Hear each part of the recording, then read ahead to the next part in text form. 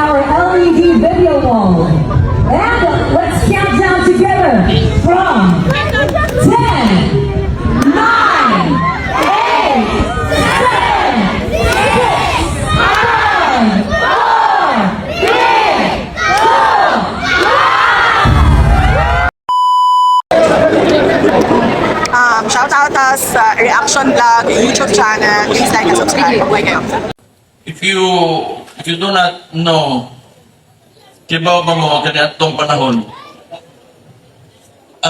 we have been trading with China pre-colonial Philippines. So ganitong panahon, diya sa Zamboanga, naanay trade between China ug ang mga karaang tribo diya, mga tausog, mga kasagaran diya sa Zamboanga. Naanatay exchanges of culture, exchanges of whatever tanan of people. But antod karon na gihapon. But you never seen the Chinese people attempt to colonize ang Pilipinas. And I'm sure it will stay the same way antod karon and for years to come. So, kanimanggong narrative that is being pushed, I do not know by whom, but I do not want to specifically point out kung kinisa mang nila. But they are in government. I hate to see the current ambassador having to deal with behavior that is unfriendly towards a loving neighbor and a peaceful neighbor towards the Philippines. So I hope my wishes would be it would calm down and they would talk in a peaceful ways. Or in a peaceful manner, communicate in a peaceful manner. Because there is no only way for us to move forward, but to promote mutual benefit from both sides. Tonight, we celebrate not only the New Year, but the long-standing relationship between Davao City and China.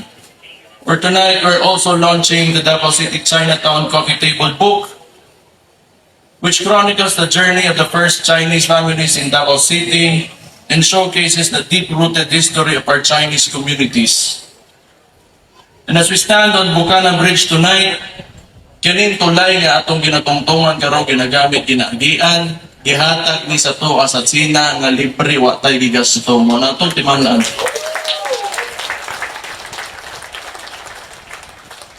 As far as I can remember, it is a gift to former President Rodrigo Roa Duterte during his term. Regalo ni sa China siya siyang birthday, that is how they packaged it, but ultimately, it is for the Davaoenos. So, swerte ta nga tagaan ta, kinanglan mapasalamaton ta, and we have to remember that China is a friend. They are neighbors. Dili na to gustong silingan nga kaaway nimo. Kaya silingan, tuol kay na sa imuha. Kamo, ganahan ba mo nga inyo silingan, kalaban ninyo, paggawas ninyo, magdilipakay mo, sige mag-away, mo nang di na to gusto. And in fact, we benefit from China in terms of our economy.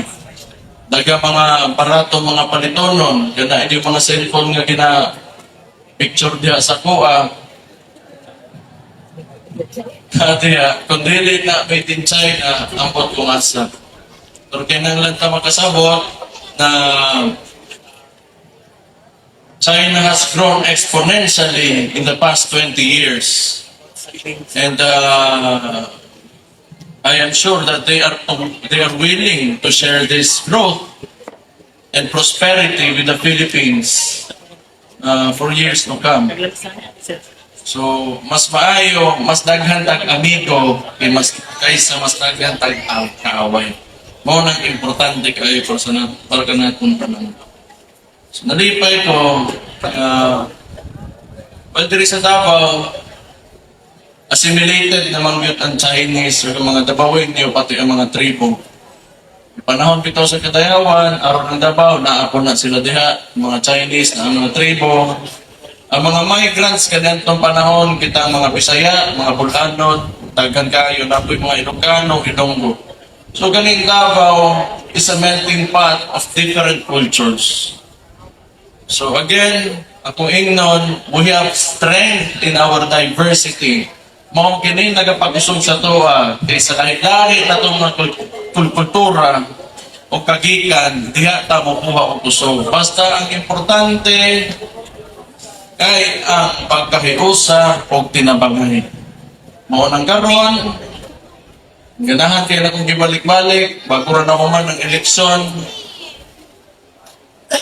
medyo opposition ta sa administrasyon karon, kinakalaban ta nila, pero asa man ta karon, naalang gihapon ta, Dabawenyo, gabarog lang gihapon ta, o wa ta nila matumba.